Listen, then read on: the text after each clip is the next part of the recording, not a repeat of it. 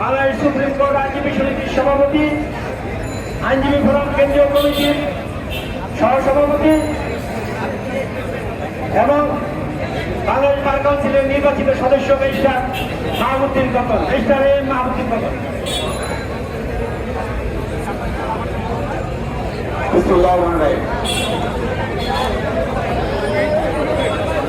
আমাদের প্রিয় বন্ধু এই সুপ্রিম কোর্টের আইনজীবী কমিটির সদস্য, যাকে গতকাল নৃশংসভাবে হত্যা করা হয়েছিল, সাইফুল ইসলাম আলিমের হত্যার প্রতিবাদে আইনজীবী ফোরাম কর্তৃক আয়োজিত এই প্রতিবাদ সভার সম্মানিত সভাপতি, সুপ্রিম কোর্ট আইনজীবী সমিতির তিনবারের সভাপতি সিনিয়র অ্যাডভোকেট জয়নুল আবেদিন, উপস্থিত আইনজীবী ফোরামের কর্মী নেতৃবৃন্দ এবং আইনজীবী ভাই বোনেরা, আসসালামু আলাইকুম। আমরা কৃতজ্ঞতা জানাই, ঘৃণা জানাই আমাদের প্রিয় ভাইকে সুপ্রিম কোর্ট বারের সদস্য, তাকে নৃশংসভাবে হত্যা করা হয়েছে। হত্যা করেছে ইসকনের সদস্যরা। ইসকনটা কি? এটা হিন্দু মৌলবাদী সংগঠন। বাংলাদেশে মৌলবাদের কোন স্থান নাই। অনতিবিলম্বে সরকারের দাবি জানাচ্ছি, ইসকনকে বাংলাদেশে নিষিদ্ধ ঘোষণা করা হোক সরকারিভাবে। মনে রাখতে হবে, ইসকনটা কি?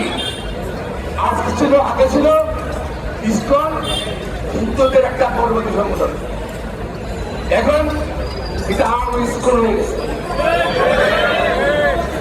ইসকন সতেরো থেকে 5 জন 7 জন 10 জন পিছনে আওয়ামী লীগের লোক ইসকনে যায়। আপনারা যদি তাদের সঙ্গে হিন্দুদের সঙ্গে যদি চেক করেন আর কি, হাসপাতালে গিয়ে মুসলমান পাবেন, আওয়ামী মুসলমান পাবেন নাকি?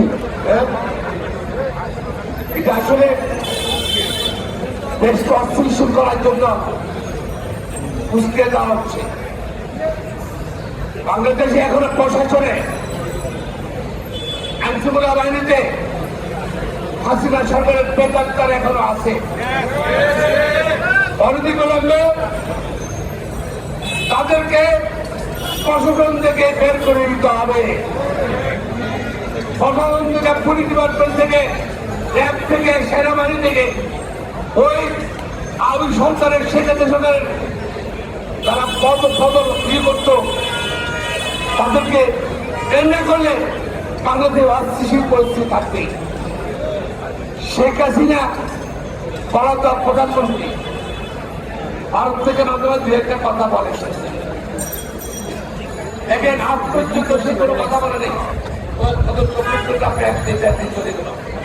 এদের প্রমাণ করে ইসকন আসলে স্বৈরাচারের পলাতক স্বৈরাচারের লোকজন আনতে পারছে না। জনগণ তাকে ভিক্ষা দিচ্ছে, জনসমর্থনে স্বৈরাচার আওয়ামী লীগ আপনার ফেলিও হয়ে গেছে। এখন তারা স্কুলের প্রয়োগ করছে, তাহলে রাজনীতি আবার আসলে রাজনীতি না, অস্থির করতে আসছে। যাকে গ্রেপ্তার করা হয়েছে সে আসলে মৌলবাদী একটা নেতা, তাহলে রাষ্ট্রে বিশ্বাস করে না, সার্বভৌমত্বে বিশ্বাস করে না এবং রাষ্ট্রদ্রোহিতার জন্য আজকে মামলা হয়েছে। আজকে যদি আর প্রতিবাদ না করে স্বৈরাচার সেই পলাতক স্বৈরাচার সেই নেতারা আবার কিন্তু মানে অস্থির করতে চেষ্টা করবে, সমস্ত সংস্কার প্রক্রিয়া বন্ধ হয়ে যাবে, নির্বাচন প্রক্রিয়া বন্ধ হয়ে যাবে। আজকে জাতীয় ঐক্য দরকার। আইনজীবী জনতা যে দলই করবে যেন সকল রাজনৈতিক দল কংগ্রেস জাতীয় দল বিশ্বাস করে পলাতক সরেচারের দল বাঁধে। তারা তো দেখেন বিপদে পড়লে সাহায্যের টাকা দরকার, পাশে আসছে সরকার, তাদের এটা বিশেষ করে জেলা সুন্দর এবং আজকে ঐক্যবদ্ধ করতে হবে।